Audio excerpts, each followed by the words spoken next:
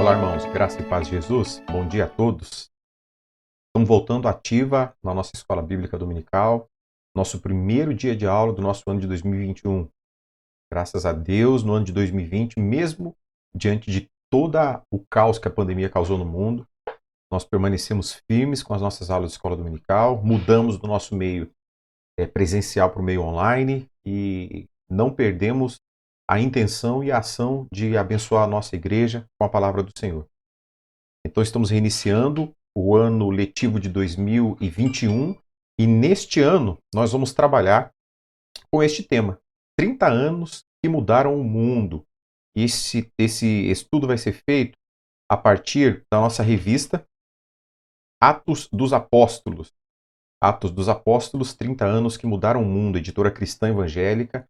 Essa é uma revista muito boa, uma grande revista, um grande material. Nós já tínhamos esta revista em mãos, mas essa foi a primeira ocasião que a gente conseguiu selecioná-la para trabalharmos com a nossa escola dominical, classe de adulto. Eu tenho a convicção plena e absoluta que vai ser um enorme, um tempo enormemente enriquecedor para a vida de todos vocês. Assim como tem sido para as nossas vidas no preparo das lições, tenho certeza que o Senhor há de nos abençoar, há de nos trazer uma visão mais ampla do seu reino, mesmo na ocasião de olharmos para o passado, né? O que nós faremos aqui é olharmos para o passado para conseguir compreender aquilo que o Senhor quer fazer conosco no futuro e através de nós. Então, meus queridos, nós vamos, a partir de agora, vamos estudar essa revista e nós vamos começar com o texto básico. Como vocês ainda não receberam as revistas, nós fizemos o pedido, mas não foi entregue ainda, alguns conteúdos vão ser transcritos para a gente estar acompanhando junto. Tá legal? Então, o texto que nós leremos, os textos básicos de Lucas 1, de 1 a 4 e Atos dos Apóstolos, capítulo 1, versículos de 1 a 5. Peço que você abra a sua Bíblia e que você ore ao Senhor por alguns instantes juntamente conosco, pedindo que o Senhor venha iluminar a nossa mente. O Espírito Santo de Deus venha iluminar a nossa mente. De fato, nada podemos aproveitar, mesmo que a gente tenha aprendido, estudando a história. Se não for o Espírito de Deus a iluminar nossa mente, meus irmãos, tudo isso aqui é em vão. Então vamos orar ao Senhor agora. Senhor, é diante da Tua palavra que nós estamos e nós pedimos que a Tua misericórdia, que o Teu Espírito Santo a conduza para dentro dos nossos corações, trazendo em nós o conhecimento das Tuas verdades, mas provocando em nós mudança. Todos nós precisamos para termos uma vida agradável ao Senhor. Transforma-nos, Deus. Em especial, que nós possamos compreender a vontade do Senhor para a Tua igreja e possamos ser transformados a partir dessa vontade revelada na Tua Escritura. Que a Tua igreja glorifique o Teu nome, Pai, em nome de Jesus. Amém. Vamos lá? Lucas, capítulo 1, versículos de 1 a 4 e depois Atos, capítulo 1, versículos de 1 a 5. O livro de Atos e o livro de Lucas têm o mesmo autor. Esta obra, alguns ainda defendem que inicialmente era a mesma obra de Lucas Atos, inclusive destinado ao mesmo destinatário. Então nós vamos observar que é o mesmo autor e tem grandes semelhanças. Contudo, no livro de Lucas, no Evangelho de Lucas, o próprio autor Lucas, ele vai escrever a história de Jesus. Ele inicia fazendo uma biografia de Jesus. E a história narrada em Atos, ele inicia a partir da ascensão de Jesus, quando Jesus, após ter crucificado e ressuscitado, permaneceu por 40 dias com a sua igreja e depois ele ascendeu aos céus. Então Lucas vai tratar esses dois momentos, por isso que é importante a gente entender com algumas referências cruzadas estes dois livros, vai facilitar bastante a nossa compreensão, beleza? Antes que eu esqueça, se você está assistindo pela primeira vez, se inscreva no canal aqui da igreja, nós temos bastante material, uma grande parte, sei lá, talvez 70% das nossas aulas do ano passado estão no nosso canal do YouTube. Então, acesse esse canal. Se você gostou dessa aula, se ela te abençoou, dá um joinha. Se você não gostou, clica na mãozinha para baixo lá, mas diz pra gente por que você não gostou, pra gente entender e tentar melhorar. Tá bom? Se inscreve, divulga pros seus amigos, pros seus irmãos em Cristo, para que eles sejam igualmente abençoados. Então vamos lá. Texto de Lucas, capítulo 1, versículos de 1 a 4. Muito embora já se dedicaram a elaborar um relato dos fatos que se cumpriram entre nós, conforme nos foram transmitidos por aqueles que desde o início foram testemunhas oculares e servos da palavra. Eu mesmo investiguei tudo cuidadosamente desde o começo e decidi escrever-te um relato ordenado, ó excelentíssimo Teófilo, para que tenhas a certeza das coisas que te foram ensinadas. Este é o prefácio da carta do Evangelho de Lucas, né? Escrito no formato de carta, onde Lucas está escrevendo a Teófilo todo o resultado da sua pesquisa. Então você vê que tem uma metodologia científica que envolve essa pesquisa do Lucas, que era também um médico, então era alguém que conhecia aí o método científico, inclusive nas suas pesquisas. Apesar de que, se tratando das escrituras, é uma pesquisa mais observacional, de documento, mais documental, histórica, né? E o segundo texto básico que nós temos é o prefácio de Lucas, de Atos dos Apóstolos. Então, Atos, capítulo 1, versículos de 1 a 5. E Lucas diz assim: Em meu livro anterior, Teófilo, escrevi a respeito de tudo que Jesus começou a fazer e a ensinar, até o dia em que ele foi levado aos céus, depois de ter dado instruções por meio do Espírito Santo aos apóstolos que havia escolhido. Depois do seu sofrimento, Jesus apresentou-se a eles e deu-lhes muitas provas indiscutíveis de que estava vivo. Apareceu-lhes por um período de 40 dias, falando-lhes acerca do reino de Deus. Certa ocasião, enquanto comia com eles, deu-lhes esta ordem: Não saia de Jerusalém, mas esperem esta promessa do meu Pai, da qual falei a vocês. Pois João batizou com água, mas dentro de poucos dias vocês serão batizados com o Espírito. Pois então, este é o texto básico que temos dos prefácios de Lucas, do Evangelho de Lucas e do texto do prefácio dos Atos dos Apóstolos. Então, nosso texto devocional, de onde a gente vai tirar uma grande parte daquilo que vamos falar hoje, é o texto de Atos, capítulo 1, dos versículos 6 ao versículo 11. E diz assim: a minha linguagem é a NVI. Talvez você veja algumas coisas diferentes aí, mas é porque a minha linguagem é essa, nova versão internacional. Ele diz assim: Então os que estavam reunidos lhe perguntaram: Senhor, é neste tempo que vais restaurar o reino de Israel? Ele lhes respondeu: Não compete a vocês saber os tempos ou as datas que o Pai estabeleceu para sua própria autoridade, mas receberão poder quando o Espírito Santo descer sobre vocês, e serão minhas testemunhas em Jerusalém, em toda a Judéia e Samaria, e até os confins da terra. Tendo dito isso, foi levado às alturas enquanto eles olhavam, e uma nuvem o encobriu da vista dele. E eles ficaram com os olhos fixos no céu enquanto ele subia. De repente surgiram diante deles 2 homens, vestidos de branco, e lhes disseram: Galileus, por que vocês estão olhando para o céu? Este mesmo Jesus que entre vocês foi levado aos céus, voltará de forma como o viram subir.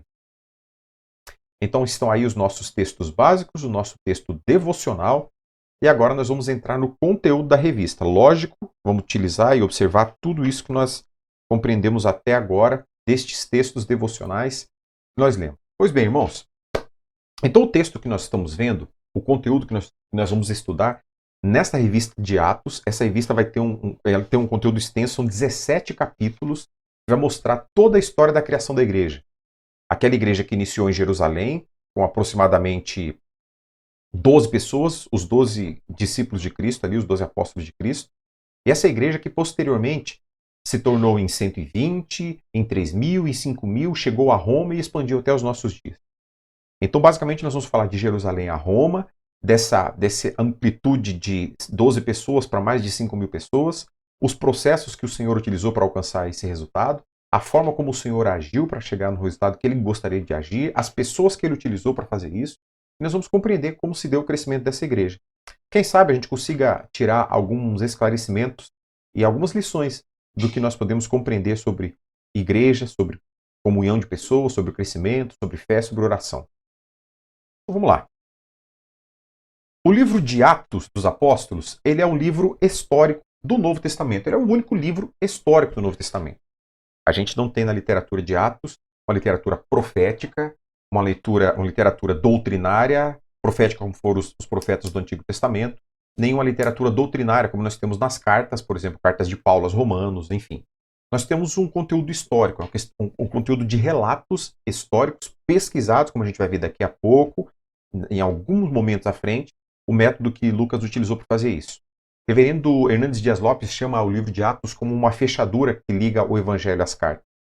De fato, nós temos nos 4 Evangelhos a narrativa, a biografia de Cristo, os milagres de Cristo que ele fez enquanto estava na Terra, E nós temos tudo isso narrado em 4 evangelhos. Mateus, Marcos e Lucas são os evangelhos sinóticos, e nós temos o evangelho de João, que é um texto que foi escrito um bom tempo à frente. Por isso até que há esse intervalo, né? A gente poderia pensar, por que se Lucas e Atos poderiam ser facilmente um livro só, por que não está junto para facilitar a interpretação? Justamente porque tem essa diferença dos evangelhos sinóticos e do outro evangelho, que é o evangelho de João. Então, quando o reverendo Hernandes Dias Lopes sabiamente faz essa afirmação de que se trata de uma fechadura que liga os evangelhos às cartas, ele é um momento de transição, onde Cristo conclui a sua obra expiatória na terra, Cristo volta ao céu e Cristo manda o Espírito Santo, no momento em que a igreja é oficialmente plantada na terra. Então a gente vê isso acontecendo no livro de Atos, que vai ser mais duas, no livro de capítulo 2 de Atos, desculpa, que vai ser aí umas 2 lições à frente.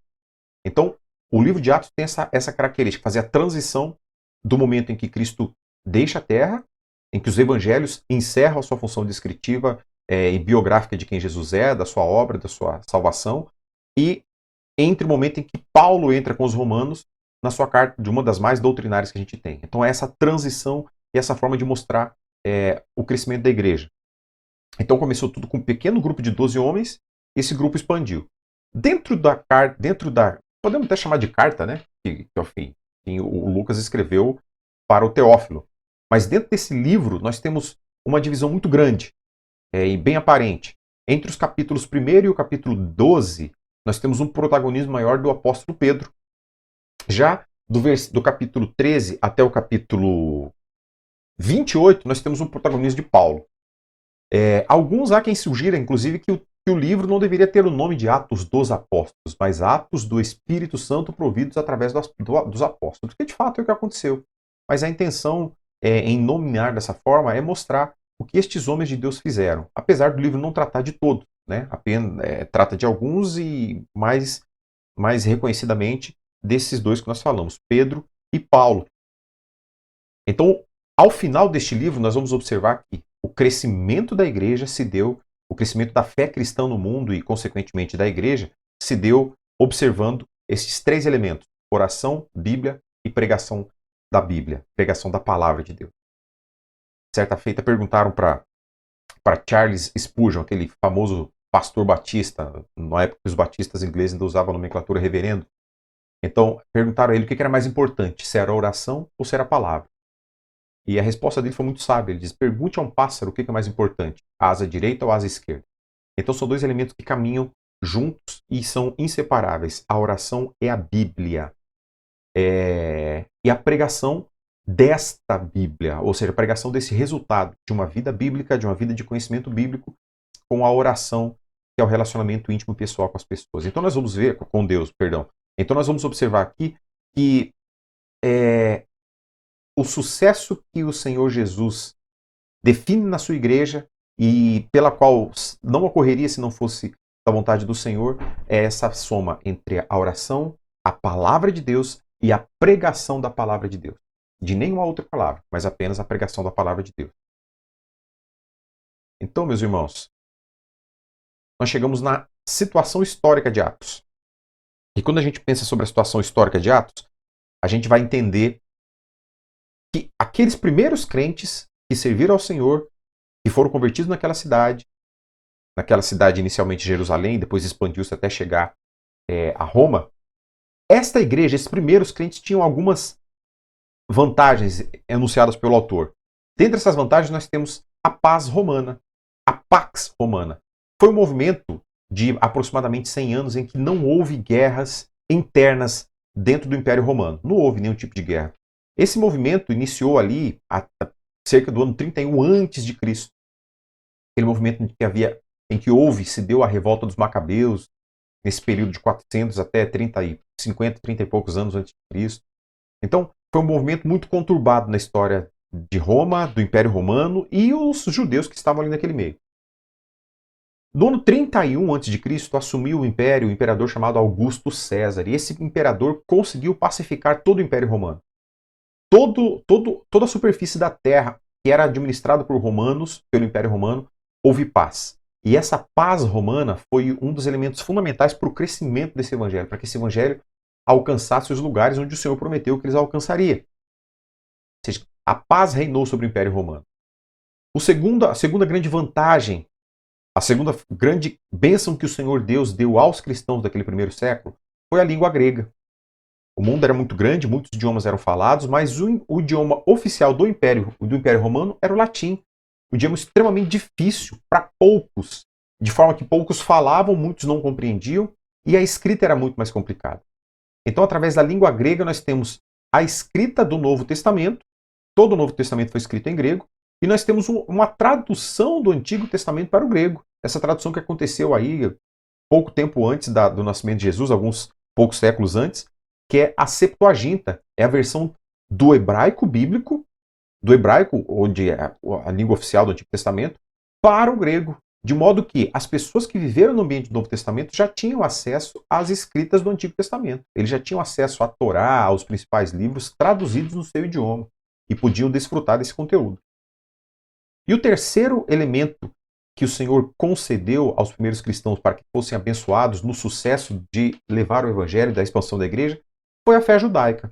É isso mesmo, parece um pouco estranho o autor falar isso, mas veja só, por que a fé judaica?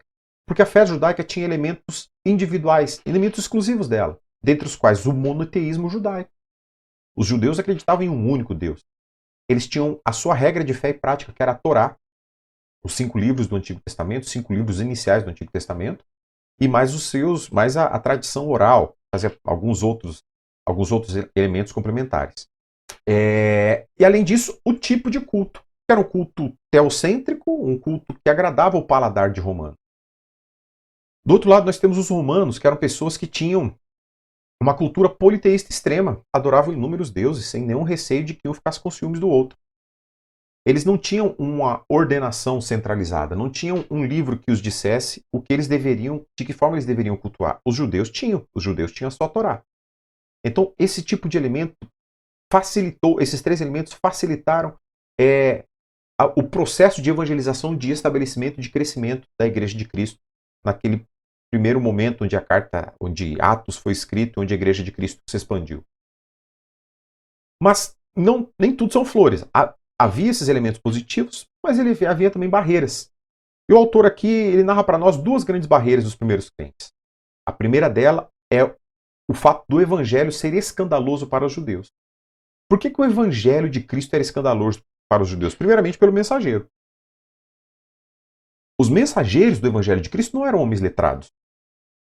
Do outro lado, os mensageiros da mensagem de Moisés, os pregadores, os mestres do judaísmo eram rabinos, eram homens de formação eclesiástica, litúrgica, clériga, eram homens que faziam parte da alta sociedade, do clero da religião judaica, homens que tinham grande expressão social, política, cultural, judicial. Já os que levavam o evangelho de Cristo não tinham esse tipo de expressão social, não eram pessoas ricas, famosas, conhecidas, cultas, inteligentes, estudadas. A religião cristã estava nascendo naquele momento, não tinha como ter ali um seminário cristão, não tinha como ter um seminário batista, não tinha como acontecer esse tipo de coisa. É atemporal. Então, a primeira rejeição que se dava não era especificamente pela mensagem, mas sim pelo mensageiro. Os mensageiros não eram aptos para estarem tratando de assuntos como os assuntos da fé. E o segundo entrave que tem aí é a mensagem do evangelho era uma afronta ao judaísmo. A mensagem do evangelho afrontava o judaísmo porque ele trazia um outro Messias que não era o Messias prometido. Ele trazia um rei sobre os judeus, um rei que exercia autoridade, inclusive sobre as autoridades eclesiásticas. Então a mensagem do Evangelho de Cristo, a mensagem cristã, é uma afronta à mensagem judaica. Da mesma forma, a eclesiologia cristã não observava os ritos judeus. A forma de cultuar não era a mesma. Enquanto os judeus tinham, na sua prática, o sacrifício de animais, a circuncisão, uma dieta alimentar, a guarda do sábado, os cristãos não tinham absolutamente nada disso. Então, aparentemente, os cristãos eram, inclusive, pessoas que eram relaxadas com a sua religião, por não observarem e por não terem sua religião e sua regra de fé, todos esses elementos que eram requisitos do judaísmo. Um judeu que não era circuncidado não era considerado um judeu, que não guardava o sábado era julgado perante o sinédrio, perante a autoridade eclesiástica. Então, era necessário que todos estes homens seguissem todos esses ritos. E isso causava grandes tumultos entre os cristãos que se aproximavam. E esse tumulto se dava, inclusive, entre casais que eram casais mistos, em que homens eram cristãos ou homens eram judeus e a esposa era cristã ou era judia. Então, esse tipo de conflito era um conflito comum nesses dias, nos dias em que o evangelho começou a nascer. Na prática, a gente tem esses conflitos ainda muito comuns nos dias de hoje. Os casamentos mistos apresentam uma grande dificuldade de manutenção, justamente por conta da fé que cada um carrega. Então, essas eram barreiras que impediam ou que dificultavam o processo de crescimento daqueles primeiros crentes. Então, a gente tem narrativas de Atos. Eu não vou conseguir ler todos esses textos, senão a gente não consegue concluir essa aula no período esperado. Mas eu vou deixar isso aí para vocês verificarem. Temos as narrativas de Atos 7:54, 13:50, 14 de 1 a 5 e depois pulando para o 19, 17, 5 e 9. Quanto aos gentios, o evangelho era loucura para estes homens, para os gentios. Enquanto o evangelho para os judeus ele era escandaloso porque afrontava a fé por conta dos seus mensageiros. Ele era uma afrenta ao judaísmo porque o próprio judaísmo dizia que maldito era aquele que fosse pendurado no madeiro. Então era escandaloso para esses homens. Do outro lado, ele era loucura para os gentios. Loucura no sentido de ser incompreendido pelos gentios. Os gentios possuíam o seu culto oficial estabelecido pelo Estado. Eles possuíam muitos deuses dentro desse culto. O culto era prescrito pelo Estado, mas o culto, neste culto poderiam ser adorados vários deuses. Do outro lado, a gente tem um culto que não era oficial, um culto que não era regulado pelo Estado, que adorava-se um único Deus. Os gentios não compreendiam o que era a ceia do Senhor. Eles não entendiam o que isso queria dizer quando os cristãos falavam que comiam do corpo de Cristo. Meus irmãos, isso parece para nós, parece um tipo de... Para nós não, mas nos dias que a gente está vivendo, parece um tipo de afirmação boba, inocente. Quem pensaria nos dias de hoje que quando alguém fala que está comendo do corpo de Cristo, está praticando canibalismo? Mas nos dias em que isso foi escrito, nos dias do estabelecimento da igreja cristã, isso foi motivo de grandes debates. Cristãos eram acusados de serem canibais, porque se ouvia que lá entre eles comiam carne humana. Então houve os primeiros apologistas, que eram homens que na função de verdadeiros advogados se colocavam diante do Império Romano e diziam: não é isso que eles estão dizendo. Uma defesa técnica e jurídica da fé cristã. Então, para os gentios, a religião cristã era louca. Até porque os cristãos não se integravam à sociedade politeísta. Os cristãos não compareciam aos teatros onde encenações de veneração a Deus aconteciam. Os cristãos não participavam disso. Os cristãos não participavam de celebrações culturais, e eu falo culturais entre aspas, que tinham como objetivo cultuar deuses. Deuses que não são os seus. E aqui a gente pode até comparar com a realidade dos nossos dias, né, do nosso século, que é a realidade dos cultos afro-brasileiros, afrodescendentes, Muitas pessoas tendem a chamar de cultura. Na nossa cidade, inclusive, em uma universidade, foi noticiado há algum tempo que cultos afro-brasileiros eram realizados lá sobre o manto da cultura. Ou seja, cristãos são diariamente tratados com vexame, com vergonha, com constrangimento, humilhados por serem cristãos, por serem opressores, por isso, por aquilo outro. Mas, do outro lado, uma religião é tratada como cultura apenas porque utiliza um contexto histórico que que a defesa diz que está resgatando a historicidade de um povo, tem suas vestes próprias, tem os seus costumes próprios, então são tratados como cultura. Nos dias de Paulo não era nada diferente. Nos dias de Lucas, nos dias em que o livro de Atos dos Apóstolos foi escrito, não era nada diferente. Os nossos irmãos do primeiro século, eles se permitiam não participar da cultura daquela sociedade, porque a cultura daquela sociedade, também como toda a sociedade, havia caído no pecado de Adão, havia sido manchada pelo pecado de Adão. Uma cultura que precisa ser resgatada. Então, eles se privavam desse contexto comunitário, cultural, não frequentavam esses teatros, não estavam no meio porque sabiam que nesses lugares outros deuses que não o seu Deus seriam cultuados. Então, os nossos primeiros irmãos sofreram dos mesmos males que aqui estamos, que nós sofremos nos dias de hoje. Os conflitos familiares eram corriqueiros, eram constantes.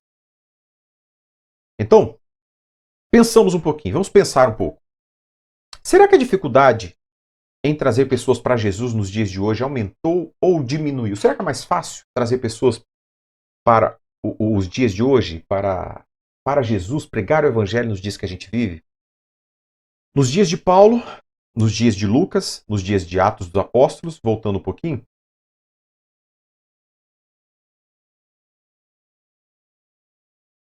nos dias que esses nossos irmãos viveram, nós tínhamos uma condição de várias religiões, nós tínhamos só nesse slide os judeus e os romanos, os gregos que tinham seus deuses. Nós tínhamos vários formatos e estruturas sociais, nós tínhamos vários formatos de pensamento, várias ideologias, nós tínhamos pessoas que pensavam de inúmeras formas.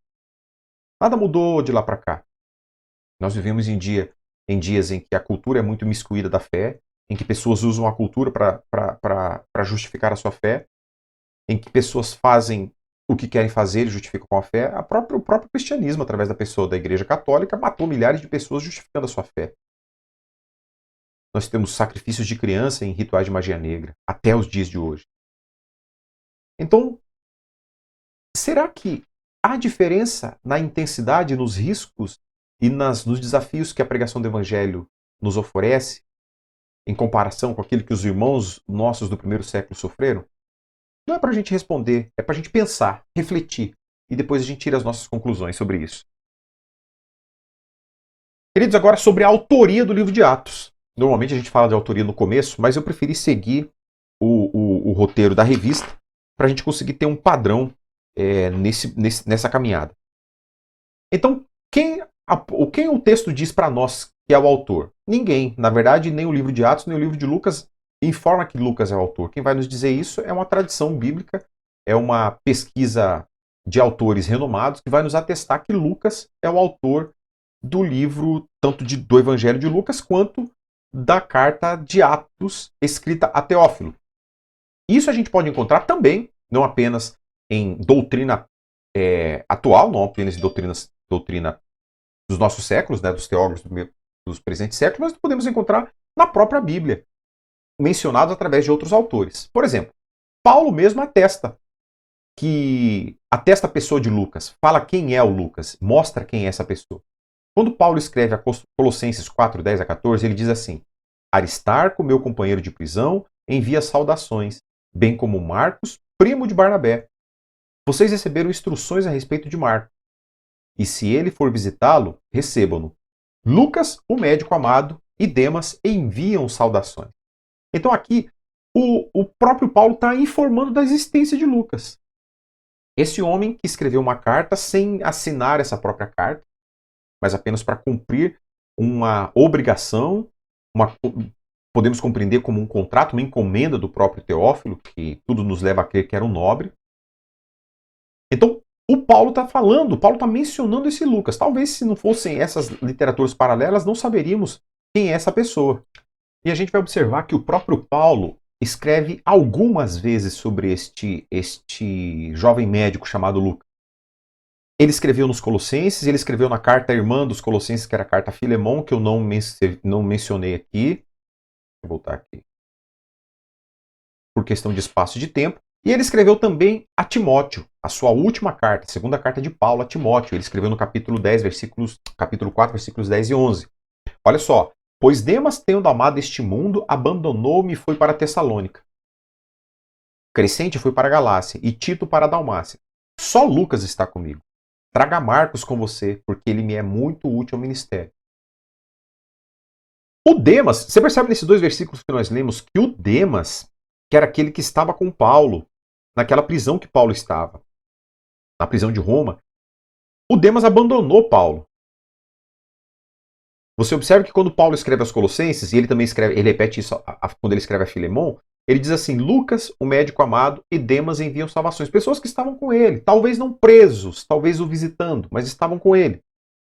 E aí ele diz que Lucas, o amado médico, e Demas enviam salvação. Já quando ele escreve a sua última carta, a Timóteo, já sabendo que a sua morte era iminente, ele diz que o Demas, aquele que estava com ele quando ele escreveu a Colossenses e a Filemon, já não está mais com ele. O Demas amou o presente mundo e amando o presente mundo abandonou e foi para Tessalônica. Crescente para a Galácia, Tito para a Dalmácia e só Lucas está comigo. E aí aquele texto que a gente conhece, depois daquela desavença de Paulo com Marcos, ele pede para que Marcos volte. E olha que coisa curiosa. Autores que dizem que a conversão de Lucas se deu por volta do ano 40, 42 depois de Cristo.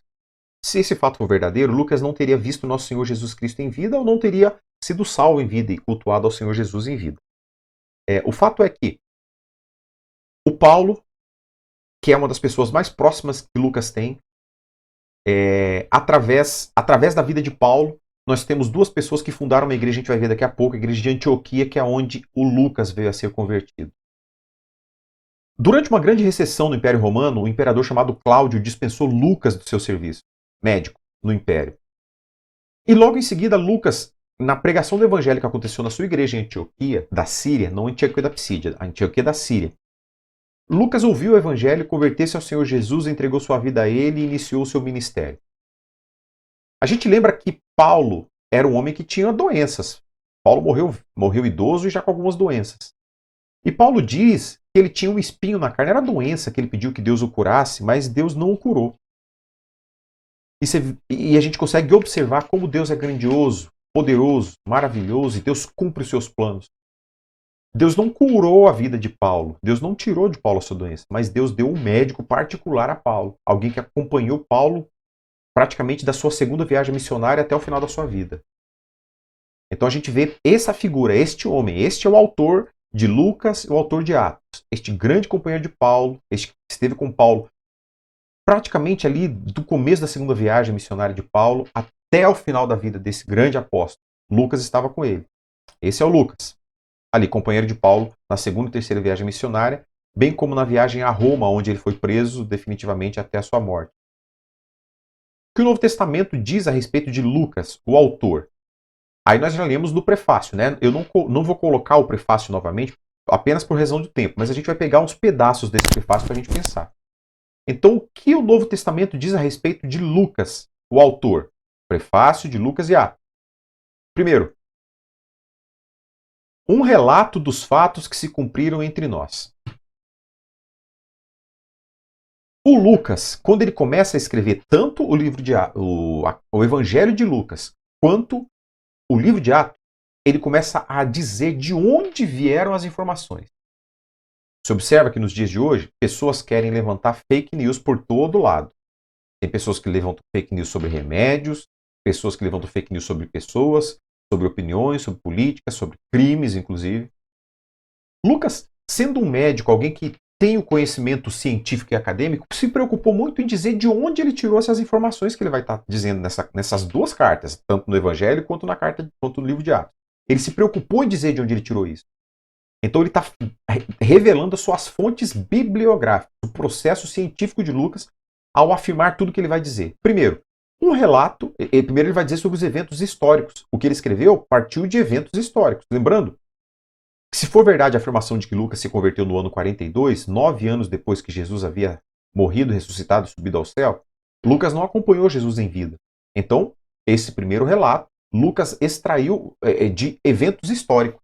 Então ele está dizendo, primeiro, Lucas 1:1, um relato de fatos que se cumpriram entre nós. Segundo, ele está dizendo, as testemunhas, conforme nos foram, Lucas 1:2, conforme nos foram transmitidos por aqueles que desde o início foram testemunhas oculares. Desde o início do quê? Do mundo? Obviamente que não. Desde o início dos dias de Cristo sobre a terra. Desde os primeiros momentos em que Cristo iniciou o seu ministério na terra. E aqui eu deixo uma dica muito fabulosa para vocês. Peguei emprestado a palavra fabulosa do pastor Gustavo. Aí, pastor. Há um seriado sobre Jesus que foi apresentado para nós pela Flávia Best e pelo Walter Zari. Eles nos apresentaram este seriado. The Chosen é um seriado que funciona apenas sobre aplicativo. Independente do momento em que esse vídeo for assistido na sua vida, tente achar esse aplicativo, baixe no seu celular e assista esse seriado sobre Jesus.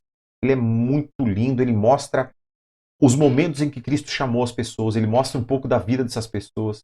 É claro que você não vai encontrar nisso aí um relato fidedigno e absoluto, porque a Bíblia não se ocupa de tratar os detalhes das vidas. Há uma liberdade poética do autor em preencher alguns cantos que são vazios. Mas, em regra, a gente vai observar ali esses encontros e desencontros de Cristo com seus apóstolos. Mais encontros.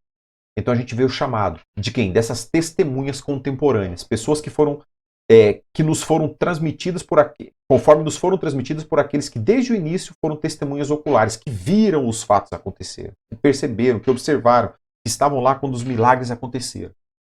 Então, o terceiro fonte que Lucas aponta aqui é uma pesquisa pessoal. Eu mesmo investiguei tudo cuidadosamente desde o começo. Olha que lição fantástica que a gente tem nisso aqui. Eu mesmo investiguei tudo cuidadosamente. A gente não pode acreditar em tudo que a gente ouve. Lucas, ele tinha os eventos históricos, ele tinha o conhecimento histórico, porque ele era um homem estudioso. Ele tinha, além do conhecimento histórico relatado, ele tinha testemunhas, pessoas que disseram assim, eu estava lá e eu vi isso acontecer. Mas, além de tudo, ele mesmo pesquisou. Eu mesmo investiguei tudo cuidadosamente, desde o começo.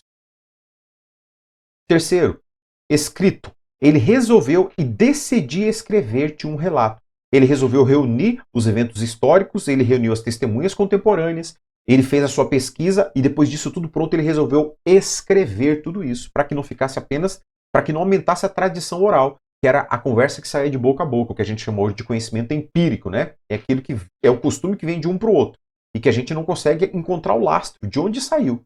Então o Lucas está dizendo aí que ele pegou tudo isso e escreveu. Decidi escrever-te um relato ordenado, cronológico, de começo, meio e fim. E para quem? Para o primeiro leitor, que é o excelentíssimo Teófilo. O excelentíssimo Teófilo, este homem que apontam ser um grande nobre que havia convertido-se ao Senhor Jesus Cristo e queria conhecer mais da fé cristã. Então Lucas foi responsável por buscar todas essas informações acerca de quem era Jesus, acerca das obras de Jesus, e escreveu esse segundo relato acerca da Igreja de Cristo a Teófilo. Pois, neste relato, em todo o Novo Testamento acerca da pessoa de Lucas, nós temos passagens que estão ali, entre aspas, nós. E por que o autor escreveu essa passagem e colocou essa expressão nós? Porque apesar de Lucas não dizer eu, Lucas, sou o autor do livro de Atos, sou o autor do livro do Evangelho de Lucas. Por mais que Lucas nunca diga eu sou, Lucas se insere em muitas narrativas. Ele se coloca no meio de situações que podem mostrar para nós que, de fato, ele é este Lucas, companheiro de Paulo, e ele é o autor desses livros. Lucas foi testemunha ocular e participante de vários eventos. Veja lá, Atos 16:10, ele diz assim: depois que Paulo teve essa visão, preparamo-nos imediatamente para partir para a Macedônia, concluindo que Deus nos tinha chamado para lhes pregar o Evangelho. Olha só. Deixa eu marcar. Está aqui. Preparamo-nos. Então, depois que Paulo teve essa visão, qual visão? A visão que Paulo teve foi uma visão em que um homem macedônio dizia para ele: passa o mar e nos salve. Depois que Paulo teve essa visão e compartilhou essa visão com seus, o Lucas diz assim: nos preparamos imediatamente para partir para Macedônia. Ele não diz eles, ele não aponta para outras pessoas, ele não usa essa informação impessoal, ele fala dele. Nós nos preparamos imediatamente e partimos para Macedônia. Outra narrativa é lá em Atos 20, versículos 5 e 6, onde Lucas diz assim: navegamos de Filipos, então tá lá, ó. Deixa eu grifar aqui também. Navegamos de Filipos após a festa dos pães sem fermento. E 5 dias depois, o que ele diz? Nos reunimos com os outros em Troade, onde ficamos 7 dias. Quem ficou? Nós ficamos. Onde ficamos 7 dias. Estes homens foram adiante e nos esperaram em Troade. 3 ocasiões no mesmo texto em que Lucas se insere na narrativa. Nós navegamos, nós nos reunimos e depois estes homens que saíram antes de nós nos esperaram em Troade. Lucas se insere na narrativa. E aí o autor passa para uma influência muito positiva na vida de Lucas, que foi a sua igreja em Antioquia da Síria. A tradição ensina que Lucas era dessa igreja cristã fundada em uma viagem missionária não de Paulo, mas de discípulos de Paulo, na cidade de Antioquia da Síria, uma cidade grande. Essa cidade foi fundada por Barnabé com a participação de Paulo. Barnabé é aquele que é chamado também de José das Consolações. Então a gente tem aí estes dois homens fundando essa que viria a ser uma grande igreja, e a igreja de onde fez parte esse jovem chamado Lucas. É uma igreja que cresceu muito rapidamente, é uma igreja que se importava muito com oração, uma igreja que não tinha distinção social entre pessoas e pessoas, é uma igreja que era atuante financeiramente na obra missionária, era uma igreja que foi a igreja em que pela primeira vez na história os crentes foram chamados de cristãos. A narrativa de Atos nos mostra isso, que pela primeira vez ali foram chamados de cristãos, e não apenas crentes, que era uma expressão até inclusive um tanto pejorativa, mas cristãos como aqueles seguidores de Cristo, os pequenos cristos. E a vida de Lucas, deste autor, foi uma vida profundamente influenciada por esta igreja. Então, segundo pensamento para nós, segundo provocação da nossa reflexão, que tipo de influência a sua igreja tem tido sobre a sua vida? Existem influências que a gente não consegue controlar, como quando nós somos influenciados por uma doença. Existem influências que entram na nossa mente e a gente não consegue conter. Quando somos influenciados por impulsos pecaminosos, por exemplo. Vem na nossa mente e a gente só percebe depois que a influência chegou. Mas existem influências que dependem da nossa atuação. E a Igreja de Cristo na Terra hoje é uma dessas que pode causar uma influência involuntária, que é aquela, como por exemplo, uma influência de amor, de acolhimento. É uma influência que temos ouvido muito dos nossos irmãos que têm nos visitado recentemente, que têm se sentido acolhidos, que têm se sentido amados. Mas existe uma segunda influência que depende sim da nossa participação. É a influência que trata da recepção quanto ao ensino que lhe é dado. Que é a influência que trata sobre querer comer a comida que lhe é entregue. Não é isso que acontece quando a gente é criança? Os nossos pais colocam a comida na nossa frente e a gente decide se vai ou não comer. Dependendo da bondade, da razoabilidade do pai, a gente tem a opção de escolher ou não. Mas dependendo também, a gente tem que comer. Na igreja é assim. Né? A gente recebe a comida, ela é colocada no nosso prato e a gente decide se vai ou não comer. Então, que tipo de influência a sua igreja tem lhe oferecido? Essa influência indireta talvez não fosse a melhor definição, mas essa influência não voluntária, que é aquela de ser amado, de ser acolhido, de ser abraçado, será que tem ocorrido? Essa igreja tem oferecido isso? Mas quanto à influência voluntária, aquela que você recebe algo e o que você tem feito com aquilo que você tem recebido? Será que a igreja tem te alimentado o suficiente? Será que está faltando comida? Mais uma reflexão. E a gente pode aprofundar isso. Você que já é integrante dessa igreja, será que você tem exercido essa influência de acolhimento com os novos? Até mesmo com aqueles que já estão, mas que têm passado por dificuldades na sua vida. E quando eu falo dificuldades, são dificuldades involuntárias, não dificuldades que a gente cria pela nossa dureza de coração, pela nossa rebeldia, não aqueles afastamentos voluntários que a gente tem, mas dificuldades que vêm involuntariamente e nos faz sofrer. Será que a gente tem sido bênção sobre essas pessoas? Será que a gente tem os abençoado de alguma forma? Será que a gente tem amado?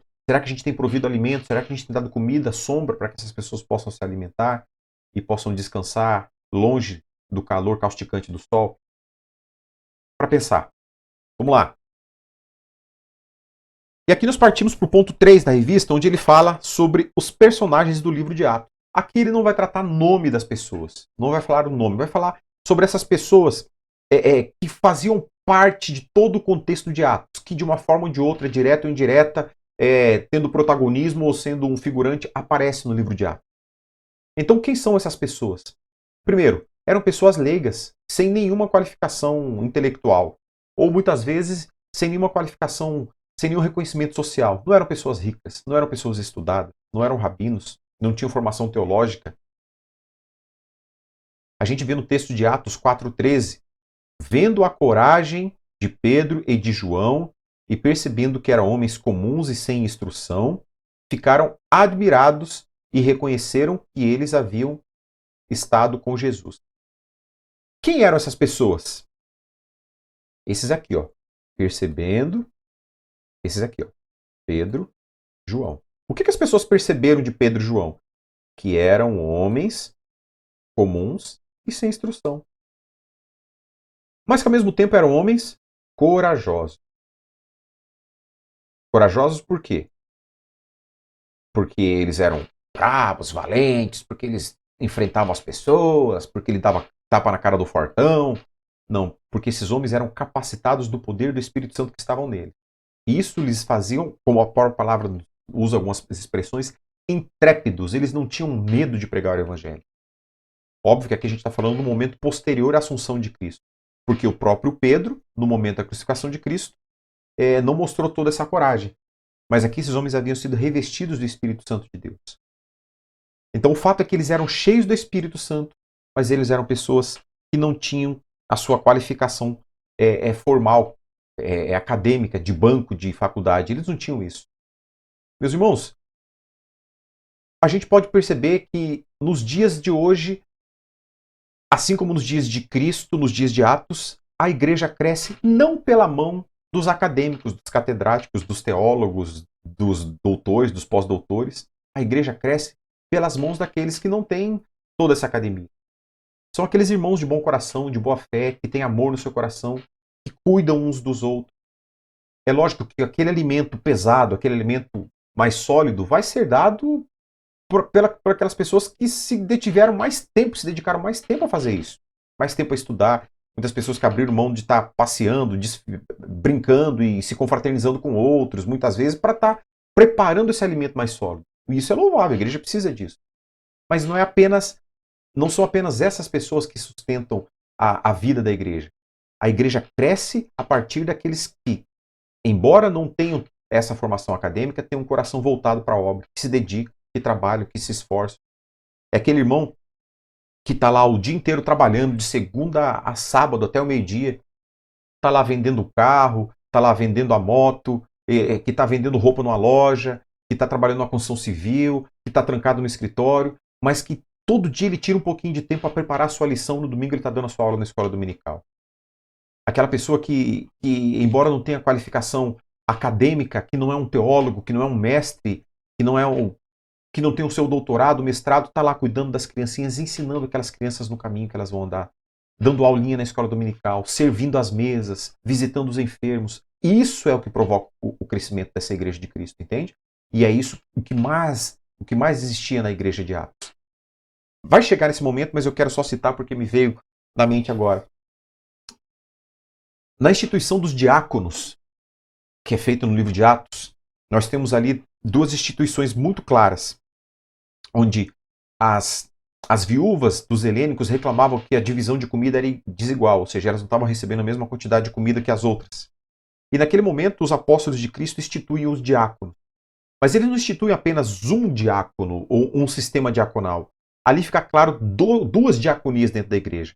A diaconia da mesa, que é a diaconia do pão, a diaconia da comida prática, não a comida metafórica, que é a palavra do Senhor, é a comida prática, que mata a fome do estômago, que dá energia para as pessoas caminharem e trabalharem. E a diaconia da palavra. É a diaconia que vai sustentar a nossa fé, daqueles homens que vão se dedicar na fé. Então, os apóstolos deixam bem claro que eles não podem, olha só a expressão, eles não podem deixar de se dedicar às orações e à palavra de Deus para saciar a fome física. Para isso elegeram outras pessoas. Os diáconos da mesa, os diáconos que têm a capacidade de administrar os recursos materiais para matar a fome das pessoas. De outro lado, há aqueles que são a diaconia da palavra de Deus, a diaconia da Bíblia, a diaconia do Evangelho, do alimento espiritual. De modo que, se aqueles homens que estavam dedicados à comida deixassem de servir a comida para se dedicar à diaconia da palavra e das orações, as pessoas passariam fome. Do outro lado, esses que estão aqui dedicados à diaconia da palavra e das orações, se deixarem de fazer isso para alimentar fisicamente aqueles que estão passando fome naquele momento, as pessoas que estão submetidas aos seus cuidados espirituais passarão fome, quem sabe até morrerão de fome por conta disso, entrarão na inanição. Então o Senhor provê para nós todos os meios em que pessoas que têm a qualificação formal, acadêmica, podem servir tanto quanto as pessoas que não têm a qualificação formal e acadêmica. E a igreja de Cristo é formada disso. de pessoas que servem a mesas, servem o pão espiritual e servem o pão físico. Todos podem trabalhar e todos cooperam para que a Igreja de Cristo cresça. Pois bem, eram leigos sem nenhuma organização. Quer dizer que eram bagunçados? Não é isso que a revista trata para nós. Eles não tinham nenhuma organização formal, não tinha uma igreja com CNPJ. Essa igreja não tinha o laudo dos bombeiros, não tinha o laudo sanitário da vigilância sanitária, eles não tinham autorização formal, eles não tinham alvará de funcionamento. Eram organizações que não tinham TV, não tinham mídia, não tinham página de Facebook, não tinham canal de YouTube como nós temos aqui. Eles não tinham outdoors, não tinham propagandas, não tinham grupo de WhatsApp. Eles não tinham nada disso. Eles não tinham essa organização formal. Eles não tinham prédios. Eles não tinham nem mesmo organização quanto às suas finanças. Era uma comunidade formada de pessoas que acordavam, segundo nos conta a tradição, às 4 horas da manhã para fazer as suas tendas até às 6, 7 horas, para vender essas tendas e para terem tempo de, durante o dia, pregar o Evangelho de Cristo.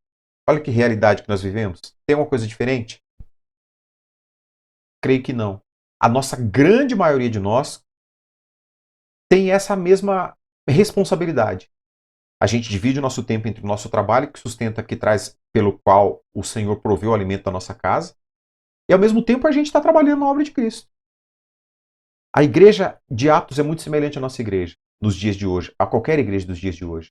Observe que Paulo, nos Atos, a narrativa de Atos 18:2 fala sobre uma visita de Paulo. Paulo foi vê-los. Vê-los quem? Priscila e Áquila. Uma vez que tinham a mesma profissão. Ficou morando e trabalhando com eles, pois eram fabricantes de tendas. Eram pessoas que tiravam do seu sustento o sustento do seu ministério. Então, a igreja que, relatada em Atos, era feita de pessoas leigas, sem qualificação e sem nenhum tipo de organização. Organização de uma pessoa jurídica, digamos assim. Eram pessoas que se reuniam para falar do Senhor Jesus, para louvar o Senhor Jesus e não exigiam nada além disso. Eram também crentes transculturais, de inúmeras culturas. E talvez nisso aqui, nesse ponto, a gente vai ver uma semelhança muito grande com a nossa cidade. Olha lá, Atos 2, de 8 a 11, diz assim: Então, deixa eu trocar aqui. Então, como os ouvimos, Atos 2, lembra que ele está falando no pós-descida do Espírito Santo, né? No pós-Pentecostes. Então, assim, como os ouvimos, cada um de nós em nossa própria língua materna?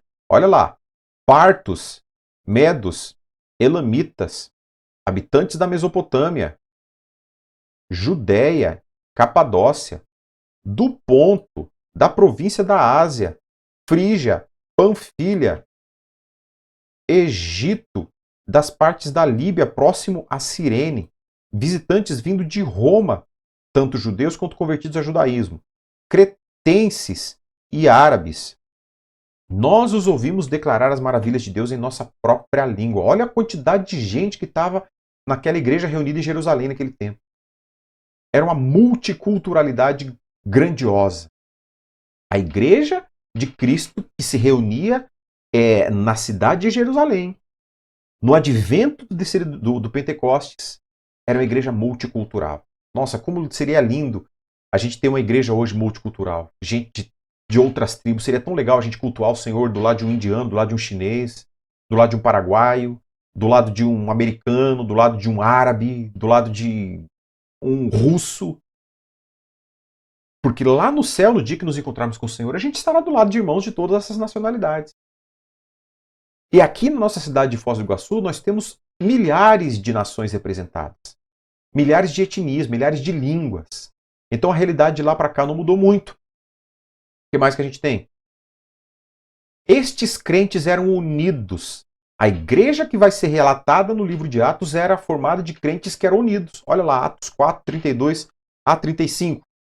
Da multidão dos que creram, uma era a mente e um o coração. Ninguém considerava unicamente sua coisa alguma que possuísse, mas compartilhavam tudo o que tinham.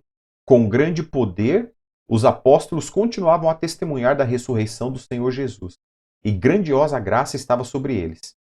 Não havia pessoas necessitadas entre eles, pois os que possuíam terras ou casas as vendiam, e traziam o dinheiro da venda e o colocavam aos pés dos apóstolos, que distribuíam segundo a necessidade de cada um.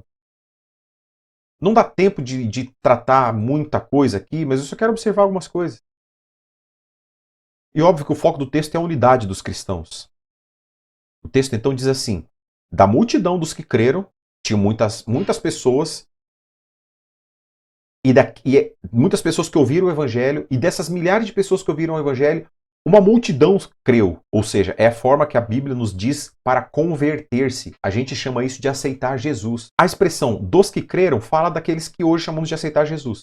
Então vai lá, da multidão dos que creram, daquele monte de gente que aceitou Jesus, e coloco entre aspas, uma era a mente.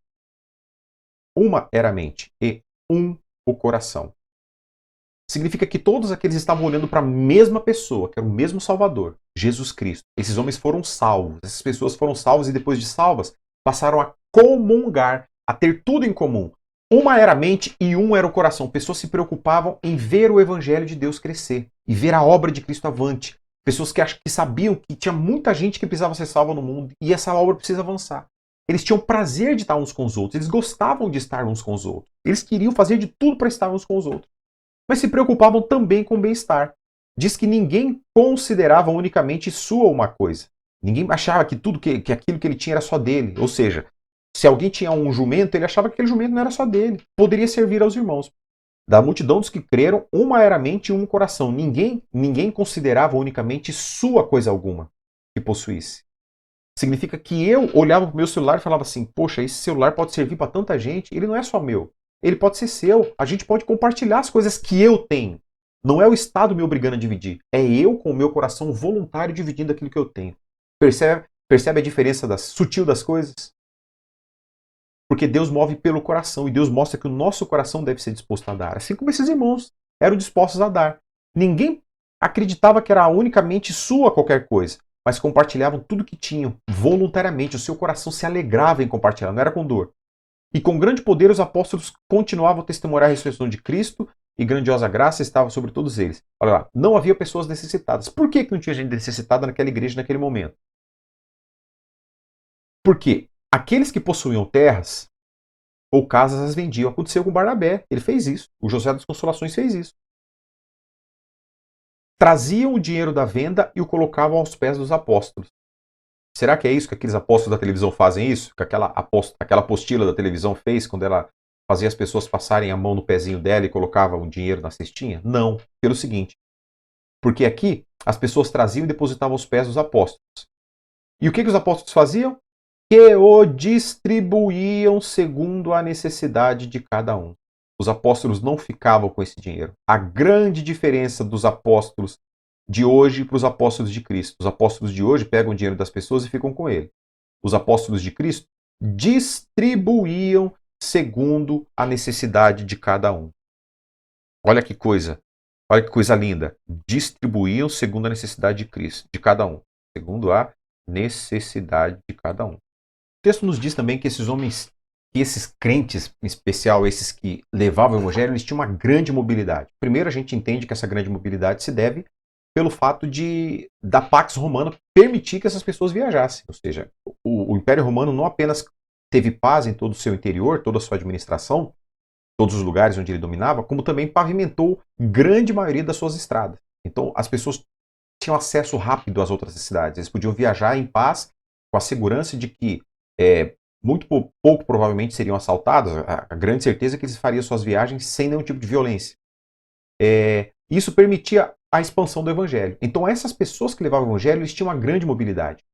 Olha o exemplo que nós temos do casal Priscila e Áquila. Priscila era a mulher e Áquila era o homem, tá? Então o texto diz assim, depois disso, Paulo saiu de Atenas e foi para Corinto. Para onde? Para Corinto. Dali encontrou um judeu chamado Áquila, natural do Ponto, que havia chegado recentemente da Itália, com Priscila, sua mulher. Pois Cláudio havia ordenado que todos os judeus saíssem de Roma. Então, olha só. Paulo encontrou Priscila e Áquila onde? Em Corinto. Onde que Priscila e Áquila vão estar depois? Olha só. Atos 18, 26. Logo começou a falar corajosamente na sinagoga. Quem é esse sujeito oculto aqui desse versículo? É o Apolo. A gente lembra do Apolo falando na sinagoga de Éfeso. Logo começou a falar corajosamente na sinagoga quando Priscila e Áquila o ouviram. Convidaram-no para ir à sua casa e lhes explicaram com mais exatidão o caminho de Deus. Onde que eles estavam aqui? Aqui eles já estavam em Éfeso. No versículo anterior, no mesmo capítulo, eles estavam em Corinto, depois eles estavam em Éfeso. E o último texto está aqui.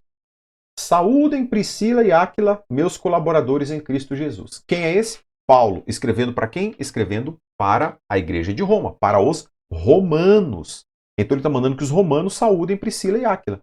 Ou seja, esses irmãos tinham seu coração dispostos a servir, eram servos fiéis ao Senhor e tinham essa mobilidade grande, eles tinham disponibilidade, eles tinham a capacidade de viajar de um lugar para o outro a pregar o evangelho em todo o tempo. Graças ao bom Deus que nós temos ainda pessoas que têm essa disponibilidade. Hoje, nós temos quem que tem essa disponibilidade de mobilidade? Nós temos os nossos missionários. Que embora a maioria deles estão residentes em uma cidade, eles foram enviados daqui para algum lugar. E no momento em que o Senhor os mandar ir para outro lugar, eles irão, porque o seu coração está em cumprir o chamado de Deus onde o Senhor estiver. Por óbvio que esse chamado não é para todos. O chamado de pregar o evangelho é para todos. Mas nem todos têm o chamado de sair da sua cidade, de ser itinerantes na pregação do evangelho. Nem todos vivem exclusivamente da obra de Cristo. Mas graças a Deus por aqueles que o Senhor chamou e incumbiu desta responsabilidade. O contexto em que esses irmãos viviam é de grande relevância para nós. Observe. Todas as narrativas que nós temos no Antigo no livro de Atos se dão em grandes centros urbanos. Nós temos Jerusalém, Antioquia, Alexandria, Filipos, Roma, Corinto, nós temos Éfeso, nós temos Tessalônica, nós temos Colosso. Sempre grandes centros urbanos. Não apenas cidades grandes, mas cidades que têm uma cultura muito grande, que têm uma multiculturalidade grande, cidades de grande comércio, cidades de grande expansão comercial, cidades que têm polos de desenvolvimento de ciência. Então, nós temos o desenvolvimento dessas pessoas que estão envolvidas no Evangelho de Cristo se deram sempre em grandes cidades. Ah, mas isso é antigamente, hoje a gente tem que ir para cidades pequenas. O Senhor se move em todas as direções. O Evangelho de Cristo é movido em todas as direções. Contudo, estrategicamente, aprove ao Senhor colocar no coração daqueles primeiros pregadores, aqueles primeiros apóstolos, levarem o Evangelho para os polos grandes, para que dali eles fossem distribuídos para cidades menores. Procedimento logístico de Deus, né? Hoje a gente vê isso acontecendo, né? As grandes empresas não mandam os seus produtos diretamente para cidades pequenas, mas eles mandam para cidades menores que a sua cidade de origem, mas maiores que as cidades pequenas, para que a distribuição seja feita de uma forma mais eficiente. A gente vê esse princípio já estabelecido no Evangelho há milhares de anos atrás. O seu contexto era de muitas religiões. Veja só, apesar do contexto dessa cidade ser de muitas religiões, o Evangelho de Cristo não comunicava-se com nenhuma das outras religiões. Não havia ecumenismo, como aquele pastor famoso, que escreveu muitas músicas que a gente já cantou, fez apologia lá onde ele um padre e um pai de santo fizeram um culto de adoração a Deus, os três cultuando a Deus. A religião que nós vemos em Atos nunca se comunicou dessa forma com qualquer outro tipo de expressão religiosa. A gente não tem isso em Atos. Não havia essa unidade com ideologias ou religiões. Do outro lado, a gente não vê os primeiros servos de Cristo que levaram esse evangelho protestando contra outras religiões. Eles nunca se levantaram a bandeira contra outras religiões. Não havia diferença, havia sim diferença na forma de apresentar o evangelho. Não tinha conflitos por parte dos primeiros cristãos, eles não matavam, eles não afogavam, eles não destruíam outras expressões religiosas, mas havia diferenças. E a diferença era muito clara, era muito estabelecida e muito bem vista na forma. A forma de se pregar, de se apresentar o evangelho, sim, comunicava com a cultura. A forma de apresentar o evangelho, mas o conteúdo do evangelho, não. E aqui tem dois exemplos que eu gostaria que vocês lessem nas suas Bíblias, que a gente não vai conseguir ler aqui, até porque já passamos de 1 hora de aula. Mas quando Paulo e Barnabé chegam na cidade de Listra, está lá em Atos 14, de 11 a 18. É muito curioso, porque as pessoas veem a manifestação de Deus na vida de Paulo e Barnabé e consideram que eles eram deuses. As pessoas ali chamam Barnabé de Zeus. chamam o Paulo de Hermes. Por que o Paulo era o Hermes? Porque ele é que entregava a palavra. O Hermes é aquela figura da mitologia que é o entregador, né? Então ele trazia a mensagem dos deuses. Então eles consideravam Paulo e Barnabé como deuses e começaram a querer cultuar Paulo e Barnabé, de forma que eles pegaram animais, coroas de flores e começaram ali a querer oferecer sacrifícios. Naquele momento, Paulo e Barnabé rasgam as suas roupas diante dos homens e dizem que eles não são deuses. E eles começam a usar os elementos que aqueles homens atribuíam aos seus deuses, eles começam a apontar para Deus. Ele fala o quê? Ele vai, nesse texto que você vai ler, de Atos 14, de 11 a 18, ele vai falar que o Deus a quem eles estão servindo é o Deus que provê a chuva, é o Deus que provê a farta colheita, é o Deus que dá sucesso na plantação, é o Deus que dá o sustento, é o Deus que dá a fartura. Todos esses elementos que aqueles homens daquela cultura romana atribuíam a inúmeros deuses. Paulo está dizendo não, nós servimos ao Deus que sozinho faz tudo isso. Outro episódio que nós temos aqui é quando Paulo está em Atenas e ele está ali, ele está no aerópago de Atenas e ele começa a debater com os sábios, com os filósofos, e aí eles começam a falar sobre os deuses. E aqueles homens têm uma expressão curiosa quando eles olham para Paulo. Eles dizem assim, parece que você está anunciando um deus estrangeiro. E eles tinham razão, porque Paulo estava anunciando um Deus que eles não conheciam. Talvez a sua Bíblia fale do Deus desconhecido. E aí Paulo utiliza todo este meio cultural onde ele está envolvido e fala assim, tá vendo aquele Deus que não tem um nome específico? Esse é o Deus que vocês estão adorando, um Deus que vocês não conhecem. É lícito sim, a todos nós, a qualquer um de nós, utilizarmos elementos da cultura para apresentarmos Jesus para as pessoas.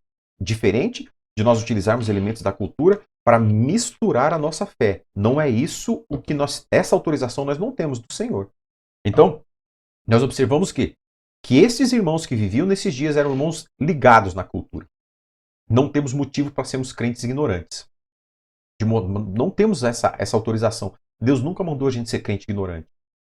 Significa que a gente tem que compreender da nossa literatura, da nossa cultura, da nossa história, a história do Brasil, conhecer os autores nacionais, conhecer as obras-primas nacionais, as obras de literatura nacional. Já tive informação de pessoas que não deixavam seus filhos lerem Monteiro Lobato, porque era um mentiroso, porque ele não está falando a verdade, isso é fábula, isso é mentira. Ora, a gente não precisa aceitar o que está sendo dito, mas a gente não tem o direito de alienar os nossos filhos de uma cultura onde eles estão inseridos.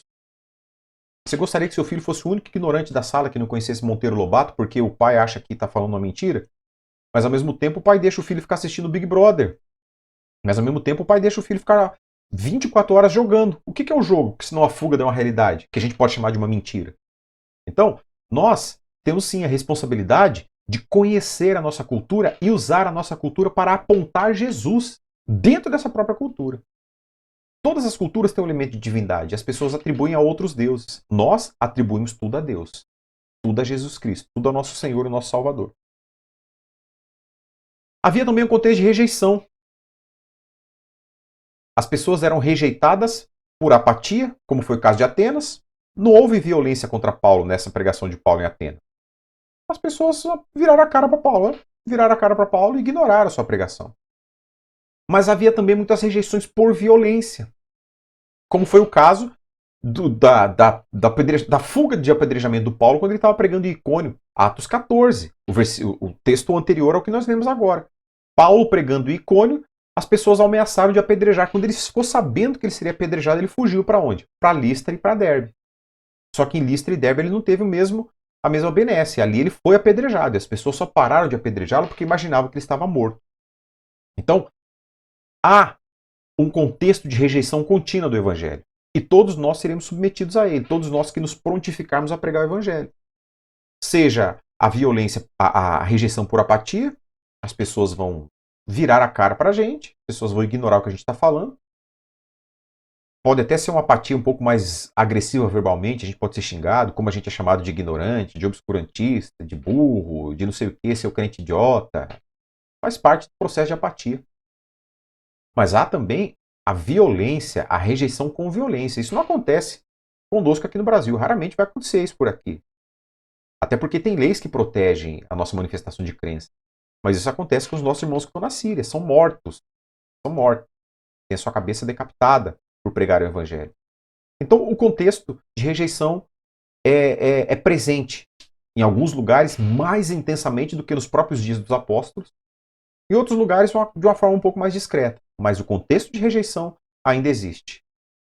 Então concluímos o que, meus irmãos, nessa aula de hoje? Que ser igreja é viver debaixo de desafios. O desafio esteve presente no primeiro século e continua presente nos dias de hoje. Nós vivemos constantemente debaixo do desafio de sermos igreja, de sermos julgados por quem nos entende, de termos a nossa fé corrompida por aqueles que entendem, mas fazem de conta que não entendem, criam factoides e criam narrativas contra nós. Ser igreja é vivermos debaixo de desafios. Ser igreja exige fé. Tanto fé em continuar caminhando, como fé em continuar crendo. Porque há momentos que vivemos crise de fé. Há momentos em que tudo se torna tão obscuro que a gente passa a pensar, será que de fato eu estou andando no caminho certo? Será que tudo isso que eu até hoje estudei, li e aprendi é verdadeiro? A gente passa por crises de fé. Mas essa hora que a gente volta para a nossa racionalidade e entende que de fato tudo que há foi feito por Deus. E nós estamos nesse caminho porque Deus nele nos colocou. Então, recobramos e pedimos que o Senhor alimente a nossa fé a cada dia. E a alimentação da fé vem com as nossas orações constantes e incessantes. Vem com a nossa alimentação do pão vivo que desceu do céu todos os dias. É isso que alimenta a nossa fé. Porque cada dia que a gente não faz isso, a nossa fé se torna mais frágil. E por fim, ser igreja exige aprender uma nova visão com a mesma velha mensagem. Todos os dias são publicados milhares de livros acerca de crescimento de igreja, acerca de renovação, de revitalização de igreja, acerca de renovação da nossa fé. Mas a mensagem que nós precisamos nos valer todo dia é a boa e velha mensagem da cruz. Essa mensagem que percorreu séculos e chegou até o nosso dia. A gente precisa manter essa mensagem imaculada, livre de qualquer mancha, livre de qualquer mistura, livre de qualquer batizado, livre de qualquer carga de outras coisas para dar volume. A gente precisa manter essa mensagem o mais limpo e transparente possível. A boa e velha mensagem da salvação, vinda por Cristo Jesus, expressa através dos evangelhos, e que o nosso crescimento se dê de acordo com a vontade bíblica do Senhor, revelada em especial nesse texto, que nós estudaremos agora ao longo desses próximos meses na carta de Atos. Que o Senhor nos una cada vez mais em torno do seu evangelho, que a nossa fé seja alimentada e que nós tenhamos coragem de viver esse desafio.